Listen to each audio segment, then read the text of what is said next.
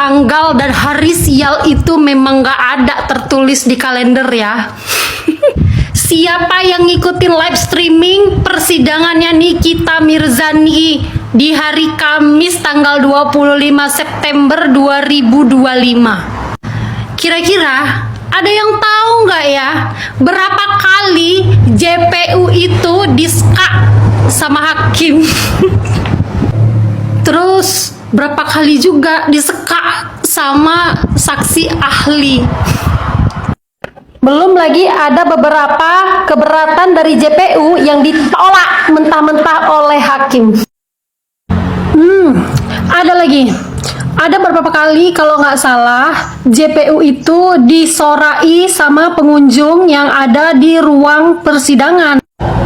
Kita sama-sama bersorak, tapi aku dari rumah. Mungkin di luar ekspektasi para JPU kalau pihak Nikita Mirzani mampu menghadirkan saksi ahli yang ternyata guru-guru besar. Dan terbukti saksi yang dihadirkan oleh pihak Nikita Mirzani itu bukanlah saksi yang kaleng-kaleng, yang pada akhirnya membuat para JPU merasa kaku dan gagu. Sampai salah tuh JPU menyebutkan nama si terdakwa. Masa iya JPU menyebutkan nama terdakwanya Reza Gladys? Ups, omongan itu adalah doa. Maka mari kita aminkan bersama.